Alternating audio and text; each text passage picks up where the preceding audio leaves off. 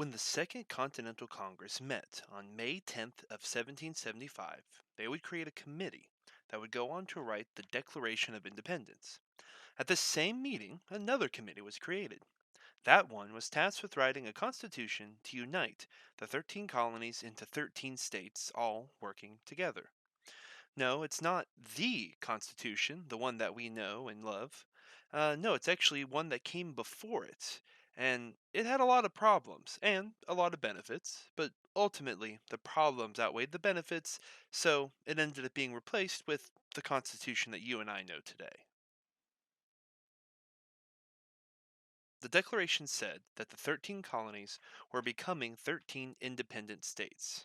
Now, just declaring yourself independent isn't enough. Other governments have to recognize you as an independent state instead of just upset rebels an ocean away. That's where the Articles of Confederation came in.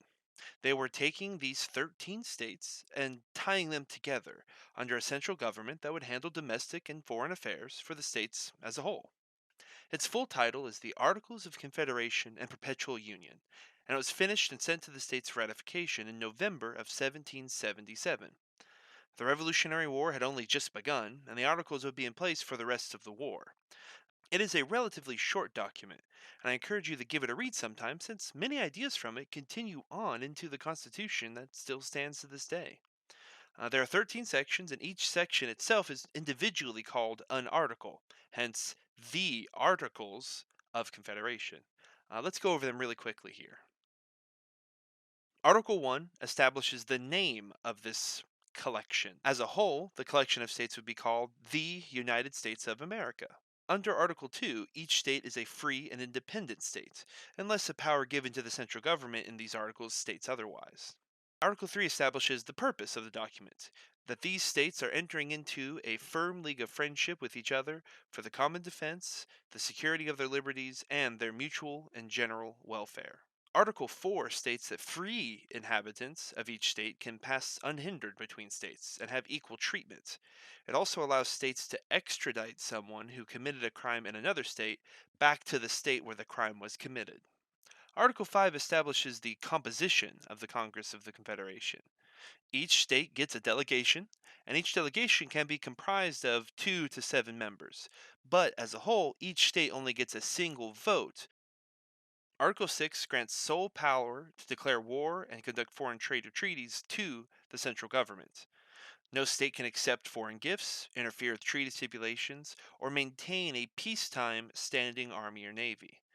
All the states do, however, have to keep a well trained, disciplined, and equipped militia. With Article 7, whenever an army is raised for the common defense, state governments are limited in what ranks they can give their officers. Under Article 8, any expenditures by the central government are to be paid by funds raised by the state legislature. Article 9 is a longer one, and it fleshes out various powers and functions of Congress. Chief among them are Congress can declare war and peace, enter treaties and alliances, grant letters of marque, set weights and measurements, and Congress is also the final court in any disputes between states. Congress also may request requisitions from the states, such as funds or troops.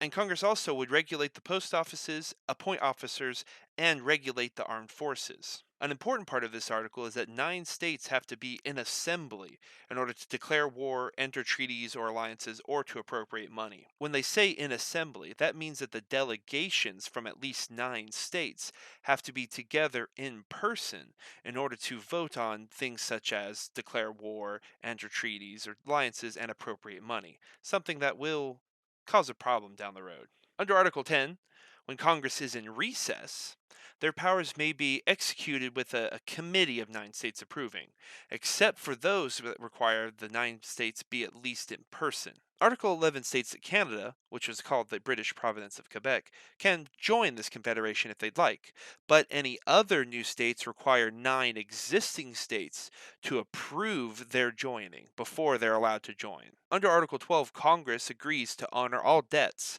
incurred by the central government and by the United States before these Articles of Confederation were ratified. And finally, Article 13 establishes that this confederation is perpetual and can only be changed with Congress's approval and ratification by all of the state legislatures as well.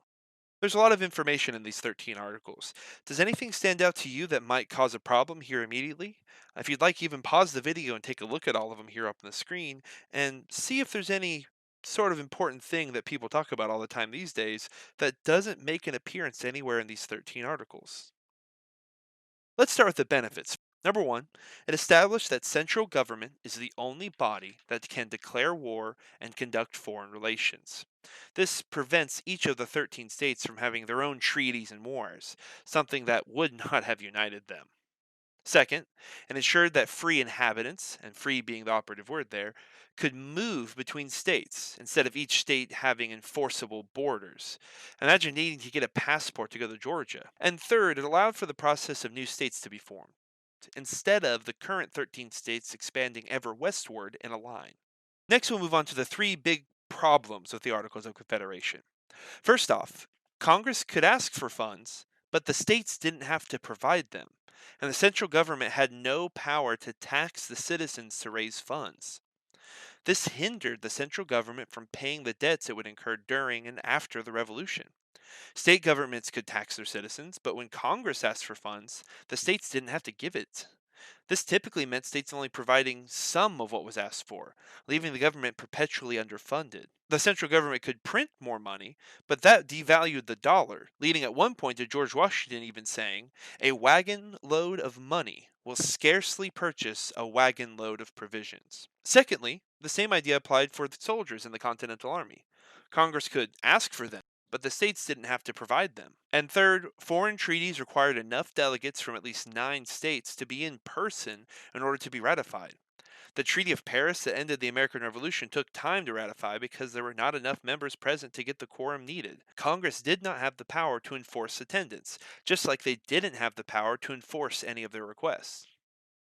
The Articles of Confederation kept the central government limited, which meant many of the states were able to keep their autonomy. Any changes to the Articles required the approval of every state's legislature. Congress was able to make major decisions but wasn't able to enforce those decisions. They could request money, but not actually impose any kind of tax. The limitations of the Articles would contribute to a number of crises for the new United States of America, something we'll discuss in another lesson. And ultimately, those limitations would bring about its replacement, the Constitution.